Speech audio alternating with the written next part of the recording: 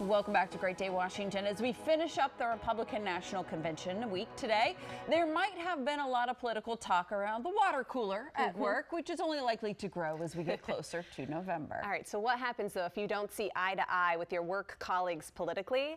It can have a big impact, especially leading to people being treated poorly at work because of those political views. So we have brought in someone who has tips on how to handle all of this. We have the author of the Workplace Injustice Report and a former senior advisor to President Barack Obama, Anton Gunn. Thank you for being here. Thank you for having me here. You're here at the right time. Yes, you are. I'm fatigued politically at the end of this week. We all are. I think it's going to get worse because we know there's another convention to be held. Right. And so that brings a lot of tension. We all have our opinions. We all have our own values that we bring with us to work.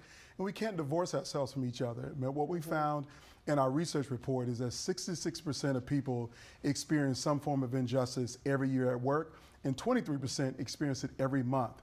That means someone is either ostracizing them or picking on them or bullying them, harassing them in some kind of way. And it's at an epidemic because most employers don't do anything about it. As a matter of fact, we found that only 17% of employers actually did something about it when people reported that they were being mistreated at work. Wow, That is a low number. Very low. Yeah. Oh my goodness. Not a good All right, turnout. so if we find ourselves in a situation where we don't necessarily see eye to eye or we feel the tension rising, what tips do you have for us to kind of cool things down? Yeah. The first thing is to assess the situation. So is this an isolated one-time conversation, or is this somebody who has been doing this to you every day, all year, over and over again?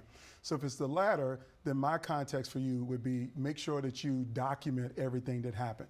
You want to write down who was there, what did they say, how did it make you feel. You really want to cover your bases by documenting it, because if you need to report it later, you want to have that information. But if it's just a one-time conversation, then recognize that everybody has their own opinion, and just take your breath, calm down, and recognize that, you know what, I don't have to have this conversation every day. Just address it calmly to that person individually.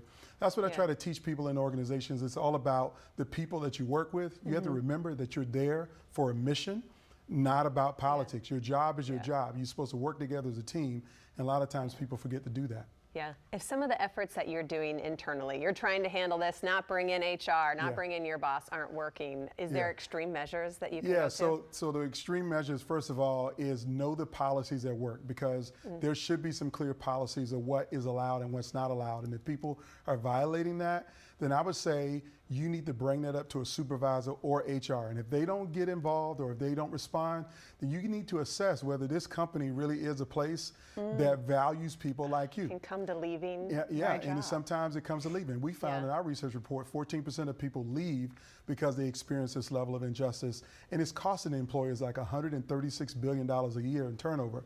So sometimes it might be the best thing for you to do is to leave and go somewhere else. Well, and then I also saw an article today in USA Today, how many people have lost jobs because of posts that they've put on social media. So a good reminder, like, be careful what you're putting out there, right? Yeah, not only that, we all know we have freedom of speech. We do have that, but you don't have freedom of speech at work. Your work says that there are things you can say and things that you can't say, and there are policies, social media posts, screaming things out at work, calling people all kinds of names. Those things are violation of employment policies, and because if you do that at work, there's a chance you can lose your job. So be careful of what you post on social media. It'll come back to bite you, because it never goes away, even if you delete it. Yeah, someone says already screenshotted it. Always, It was that big. already got it. Thank you for the tips. Can you just come back every day until November 5th? I'm happy to come back. It's a long trek ahead, guys. You can find that full report by going to workplaceinjusticereport.com.